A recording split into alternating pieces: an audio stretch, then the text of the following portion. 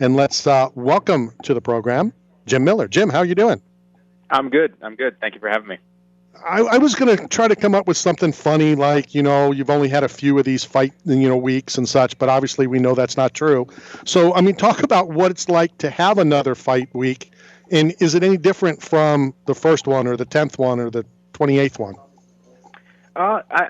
They've definitely changed over the years. The first one was a bit of a trip because that was the first time I ever fought out of New Jersey, and I was fighting in Birmingham, England. So I went from, the typical stuff down in Atlantic City, and not really having like a fight week, more so having like the day of weigh-ins and then fight day, to crossing the Atlantic Ocean and doing that. So that was definitely a different one. And there have been some different ones over the years, but at this point, I've done this so many times that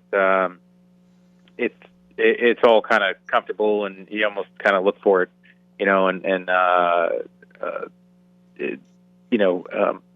want to do it. Even now with the COVID restrictions being locked in the hotel, and we're off the strip, and you're not dealing with anything. There's nice sides about it, and it's just kind of gearing me up for fight day. I've always broadcasted live the week of, wherever the UFC is, and we've always been able to sit, table to table. But because of the last 2 years, everything's now by phone. So it is a little different for us as well, and we're hoping that, we can get that changed. I'm curious, since this is your 39th UFC fight week, do you sign on the same spot of the fight poster every time? No, I sign wherever I can, and try to do it as quickly as possible. get in and get out. I think it's a couple thousand that I've signed. So I'm not the type that really takes time with their signature either. So, what's the difference in your opinion in the sport? From when you first started, to this week? Is it something that comes to mind of the biggest change in your opinion? I just say the reach, and that has to do with the growth of the sport of mixed martial arts and the growth of the UFC. And also with, just the way that the media is consumed these days. The sport is bigger, and I think kind of everything is bigger because of social media. But it's still kind of weird sometimes, getting recognized even locally.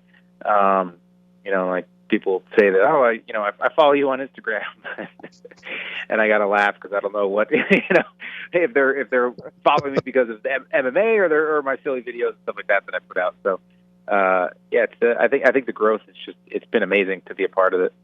And that's where I believe too, and I've covered the UFC since UFC 1, UFC 11 was the first one. I was there covering Credentialed, and I remember back in the day, and I remember nobody caring and nobody really watching and nobody really seeing. And the last couple of Radio Rows, I just came back and brought Chuck Liddell out, and the swarm of media, fans, other athletes that wanted to meet Chuck or take a picture with Chuck, to me is like, yeah, we're slowly getting there. We may not be there yet, but we're pretty close. Yeah, it's like I said, it's nuts. There is so much more reach. I mean, there was kind of those like the heydays with the really big expos and stuff like that. But it's still. I mean, I fought on Fox.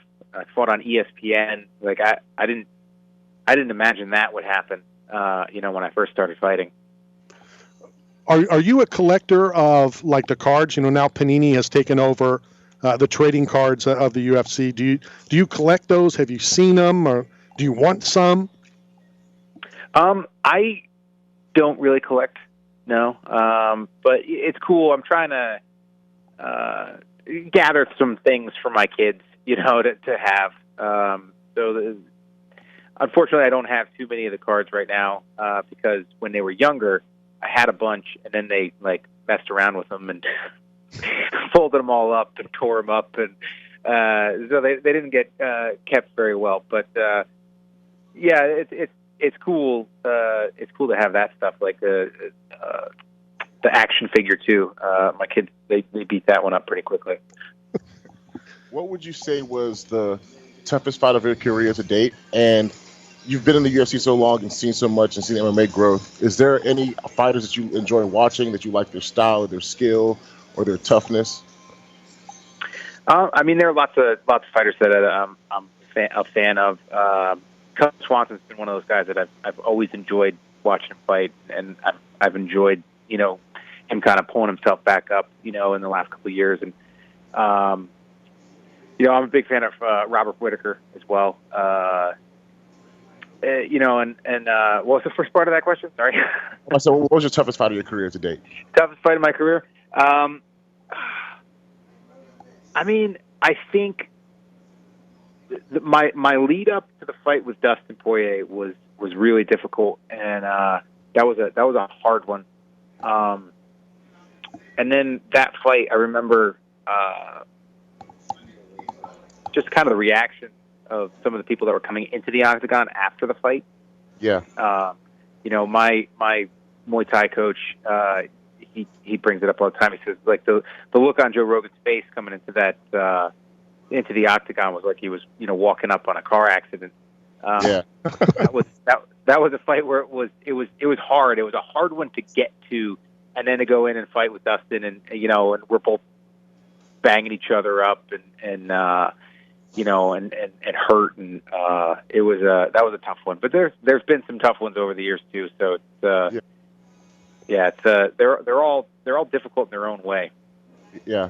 How long, after a grueling fight like that, how long does it take for you to start feeling back to normal again? Back to, like, yeah, I can get back in the octagon and fight again. What's that process like? How long does it take to get back to normal? I mean, it all depends on you know, like what I've got these days, like what I've got going on outside. I mean, there's things that pull me away from the gym, then sometimes it takes a little bit longer, you know, to think like, hey, I'm gonna get right back in there. But I've hopped right back into training a few days later on plenty of occasions where I've had tough fights, you know, even fight of the night. Yeah.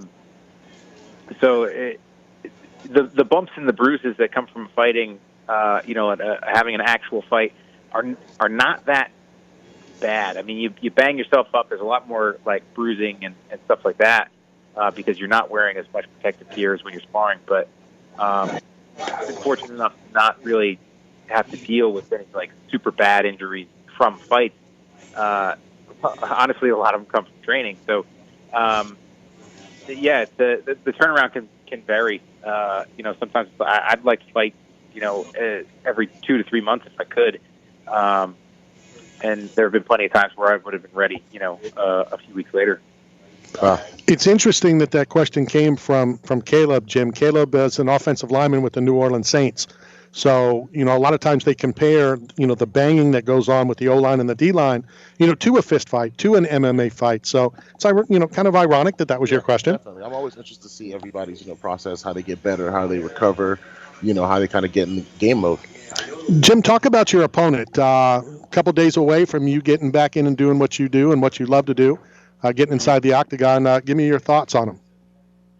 You know, I mean, he's another dangerous guy. They're all dangerous. You know, he's a good like Brazilian style striker. Throws good hooks, good rear leg high kicks.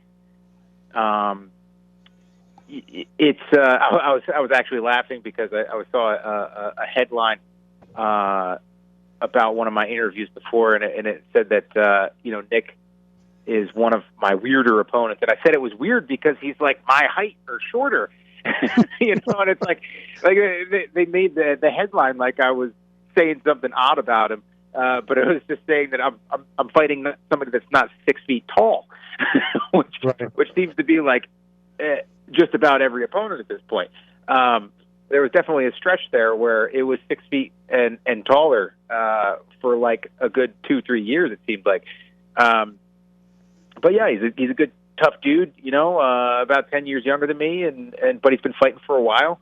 And I look at these guys that are making their debut as extremely dangerous because it's, you know, like, what did I have to lose? You know, like I look at myself in that position. It's like, man, I look forward to the fights when I get to fight the guys like Clay Guida, Clay, and you know, these other like legends and stuff like that, and It's like, man, like if I had the opportunity to just hop in, for a big fight against a big name, like I'm just throwing myself out there, and I'm going to fight as hard as I can, and I think it's going to be an awesome night. I even look at, down the line when I am making my final walk to the octagon, like gives me goosebumps because it's like there's nothing left to hold back for. So I kind of look at his position. It's like, man, he's going to be dangerous because he's going to come out and fight as hard as he can fight. So yeah, it's a tough fight, just like all of them. I'm looking to use my experience and my grappling advantage to make a mistake, and if I can land some good strikes in the process, then great. But yeah, I feel like I've got an advantage in the grappling department, and I plan on using it. Does it put a little more pressure on you, if that's even possible? Taking what you just said, he has nothing to lose, and if his victory or his first victory or early victory is against a Jim Miller, I mean that's to start him off on a pretty big career. Yeah, I mean that's for him to deal with. For me, it's if somebody's standing across the octagon from me, they're dangerous. It doesn't really matter to me. I've been on long streaks. I had 7 wins in a row in the octagon. I was 9-1 in the UFC, and it's like there was no more pressure to go out and win in any of those than the previous one or any after that. When you are on a skid, then it stinks, and it's hard to like not put a little extra pressure on yourself to get the W. But when I'm in the octagon, all I'm thinking about is the fight and the guy in front of me, and how do I win? How do I make him fight to my strengths and get a dominant victory? After these UFC fights we see all the time, you guys hug it out, after beating each other up for, 20, 15, 20, 25 minutes. What are those emotions that are going on? Like, because a lot of people see it like, dang, they just punched each other in the face for 15, 20 minutes. How do you give the guy a hug afterwards? So what are those emotions, and like how much respect do you guys show for your opponents? I think that's really dope. I'm the type that I don't have to harbor any anger or hatred. I've got some peers that they seem like they need to get mad at the guy standing in front of them, and it's like I trained with my brother for a long time, and he was my main training partner for years, and it's like you could have turned the camera on and paid us, and we still would have sparred the same way. We still would have gone just as hard because we were going hard with each other to make each other better. So I don't need to have any of the emotions come into it. I mean, my first fight with Joe Lozon, we were 2 months prior. We were at an event at Walter Reed together, and he's offering. I was in a walking boot from the Diaz fight, and he was willing to push me in a wheelchair. And then 6 months later, we're in this bloodbath of a fight, and during the pause, it's like, hey man, great fight. We're like fist bumping and having a conversation because it's like we're the same guys in the octagon that we are outside the octagon. That's awesome. For me, there's not like an emotional roller coaster or anything like that. Like I'll go in and mix it up with anybody, and I have the utmost respect for them because I know that they're making the same sacrifices that I'm making. Yeah. Hey Jim, to do this with my kids or whatever, and I'm banged up and it's hard. Yeah. I feel for everybody that does this. So you've been doing this such a long time. My question is, obviously the endurance and the gas tank these guys have is changed the game. These things evolve with time. But what's the biggest difference between squaring up on Saturday night versus when you made your debut back in the day? Like, what's the biggest strategy difference of today's fight? I think that there's less focus on having an offensive guard. Right? Nowadays, it's just everybody's trying to get up. So you're not necessarily as worried about somebody's attacking off their back. More so trying to just keep them down and pass and do damage and create an opportunity for yourself.